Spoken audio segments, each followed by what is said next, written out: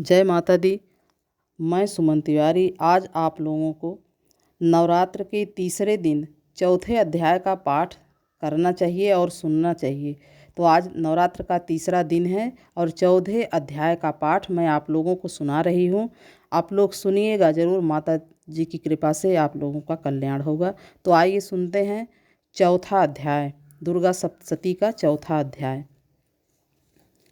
सिद्ध की इच्छा रखने वाले पुरुष जिनकी सेवा करते हैं तथा देवता जिन्हें सब ओर से घेरे रहते हैं, जया नाम वाली दुर्गा देवी का ध्यान करें। उनके श्रीअंगों की आभा काले मेघ के समान श्याम है। वे अपने कटाक्षों से शत्रु समूहों को भय प्रदान करती हैं। उनके मस्तक पर अबाध चंद्रमा की रेखा शोभा पाती है। वे अपने हाथों में अंकुश, शंख, चक्र, कृपाण और त्रिशूल धारण करती हैं। उनके 3 नेत्र हैं। वे सिंह के कंधे पर चढ़ी हुई हैं और अपने तेज से तीनों लोकों को परिपूर्ण कर रही हैं। ऋषि कहते हैं, अत्यंत पराक्रमी दुरात्मा महिषासुर तथा उसकी दैत्य सेना ने देवी के हाथ से मारे जाने पर इंद्र आदि देवता प्रणाम के लिए गर्दन और कंधे झुकाकर उन भगवती दुर्गा का उत्तम वचनों द्वारा स्तवन करने लगे। उस समय उनके सुंदर अंगों में अत्यंत हर्ष के कारण रोमांच हो आया था। देवता बोले, संपूर्ण देवताओं की शक्ति का समुदाय ही जिनका स्वरूप है तथा जिन देवी ने अपनी शक्ति से संपूर्ण जगत को व्याप्त कर रखा है, समस्त देवताओं और महर्षियों की पूजनीय उन जगदम्बा को हम भक्तिपूर्वक नमस्कार करते हैं। वे हम लोगों का कल्याण करें। जिनके अनुपम प्रभाव और बल का वर्णन करने में भगवान शेषनाग, ब्रह्मा जी तथा महादेव भी समर्थ नहीं हैं, वे भगवती चंडिका संपूर्ण जगत का पालन एवं अशुभ भय का नाश करने का विचार करें। जो पुण्यात्माओं के घरों में स्वयं ही लक्ष्मी रूप से, पापियों के यहाँ दरिद्रता रूप से, शुद्ध अंतःकरण वाले पुरुषों के हृदय में बुद्धि रूप से, सत्पुरुषों में श्रद्धा रूप से तथा कुलीन मनुष्यों में लज्जा रूप से निवास करती हैं, उन आप भगवती दुर्गा को हम नमस्कार करते हैं। देवी, आप संपूर्ण विश्व का पालन कीजिए। देवी, आपके इस अचिंत्य स्वरूप असुरों का नाश करने वाले भारी पराक्रम तथा समस्त देवताओं और दैत्यों के समक्ष युद्ध में प्रकट किए हुए आपके अद्भुत चरित्र का हम किस प्रकार वर्णन करें। आप संपूर्ण जगत की उत्पत्ति में कारण हैं। आप में सत्वगुण, रजोगुण और तमोगुण, ये तीनों गुण मौजूद हैं, तो भी दोषों के साथ आपका संसर्ग नहीं जान पड़ता।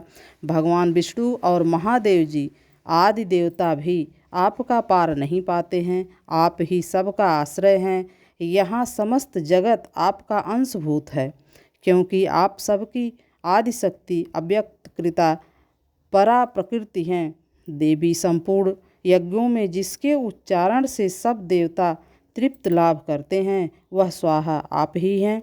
इसके अतिरिक्त आप पितरों की भी तृप्ति का कारण हैं, अतएव सब आपको स्वधा भी कहते हैं। देवी, जो मोक्ष की प्राप्ति का साधन है, अचिंत्य महाव्रत स्वरूपा है, समस्त दोषों से रहित जितेंद्रिय तत्व को ही सार वस्तु मानने वाले तथा मोक्ष की अभिलाषा रखने वाले मुनिजन जिसका अभ्यास करते हैं, वह भगवती पराविद्या आप ही हैं।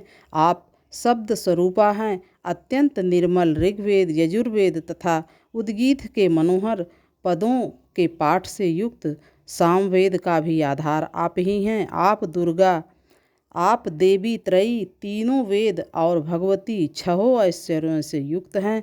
इस विश्व की उत्पत्ति एवं पालन के लिए आप ही वार्ता, खेती एवं आजीविका के रूप में प्रकट हुई हैं। आप संपूर्ण जगत की घोर पीड़ा का नाश करने वाली हैं। देवी, जिससे समस्त शास्त्रों के सार का ज्ञान होता है, वह मेधा शक्ति आप ही हैं। दुर्गम भवसागर से पार उतारने वाली नौका रूप दुर्गा देवी भी आप ही हैं। आप की कहीं भी आसक्ति नहीं है। कैटभ के शत्रु भगवान विष्णु के वक्षा स्थल में एकमात्र निवास करने वाली भगवती लक्ष्मी तथा भगवान चंद्रशेखर द्वारा सम्मानित गौरी देवी भी आप ही हैं। आपका मुख मंद मुस्कान से सुशोभित निर्मल पूर्ण चंद्रमा के बिंब का अनुकरण करने वाला और उत्तम स्वर्ण की मनोहर कांति से कमनीय है। तो भी उसे देखकर महिषासुर को क्रोध हुआ और सहसा उसने उस पर प्रहार कर दिया। यह बड़े आश्चर्य की बात है देवी, वही मुख जब क्रोध युक्त होने पर उदय काल की चंद्रमा की भांति लाल और तनी हुई भौहों के कारण विकराल हो उठा, तब उसे देखकर जो महिषासुर के प्राण तुरंत नहीं निकल गए, यह उससे भी बढ़कर आश्चर्य की बात है, क्योंकि क्रोध में भरे हुए यमराज को देखकर भला और कौन जीवित रह सकता है। देवी, आप प्रसन्न हो। परमात्मा स्वरूपा आपके प्रसन्न होने पर जगत का अभ्युदय होता है और क्रोध में भर जाने पर आप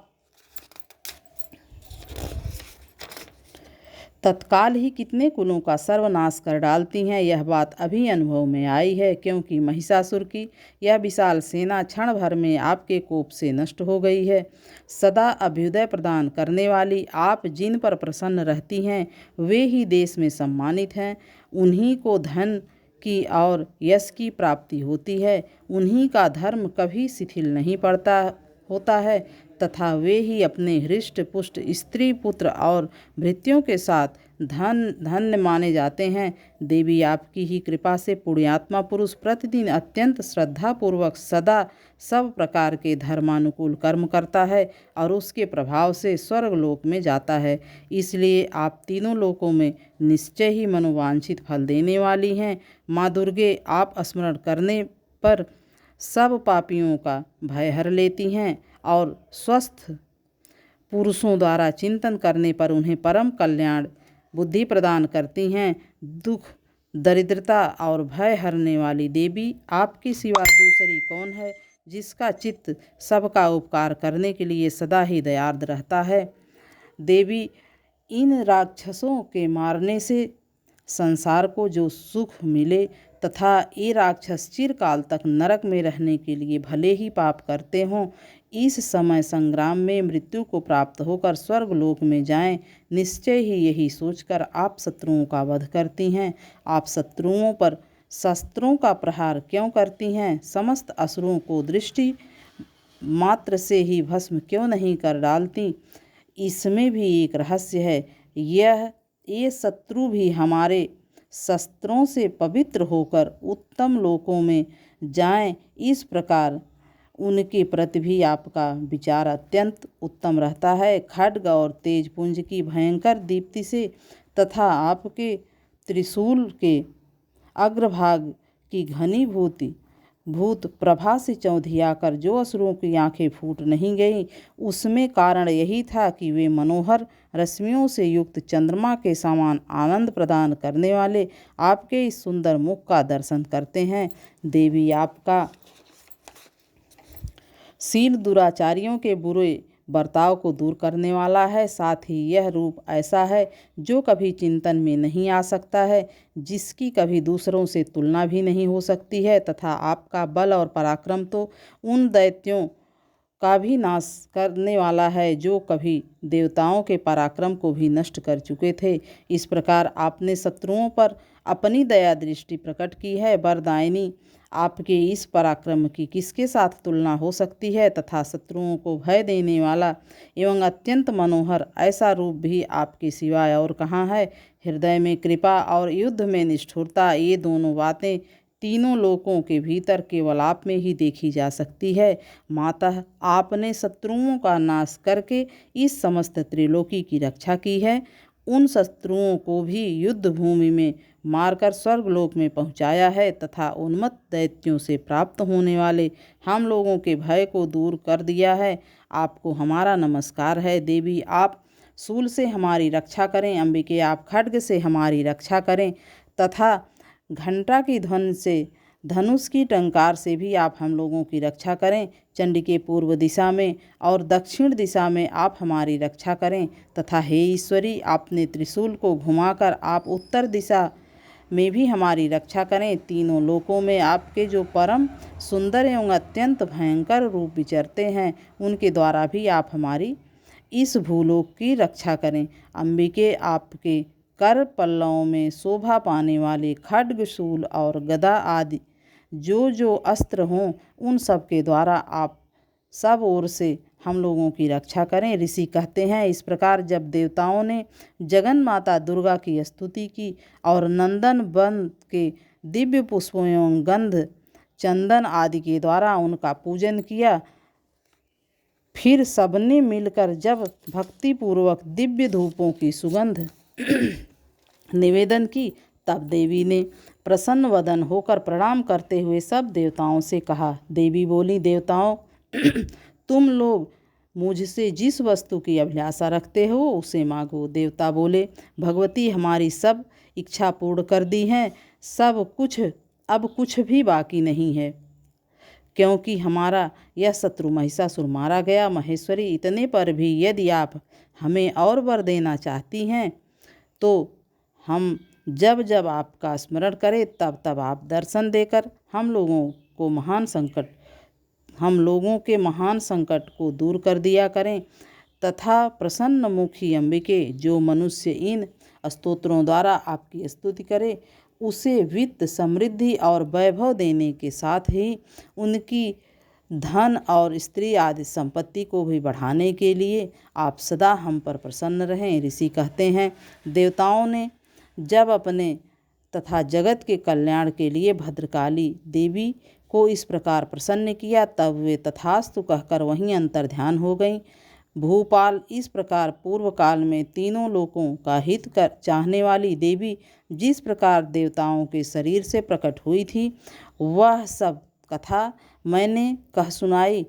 अब पुनः देवताओं का उपकार करने वाली वे देवी दुष्ट दैत्यों तथा शुंभ निशुंभ का वध करने एवं सब लोगों की रक्षा करने के लिए गौरी देवी के शरीर से जिस प्रकार प्रकट हुई थी, वह सब प्रसंग मेरे मुँह से सुनो, मैं उसका तुमसे यथावत वर्णन करता हूँ। इस प्रकार श्री मार्कंडेय पुराण में सावर्णिक मनवंतर की कथा के अंतर्गत देवी महात्म्य शक्रादि स्तुति नामक चौथा अध्याय माता जी को समर्पित हुआ। अगला अध्याय, 5वां अध्याय, कल चौथे दिन हम आपको सुनाएंगे। आप अपना आशीर्वाद बनाए रखिएगा और माता जी की कथा जरूर सुनिएगा। तो जय माता दी।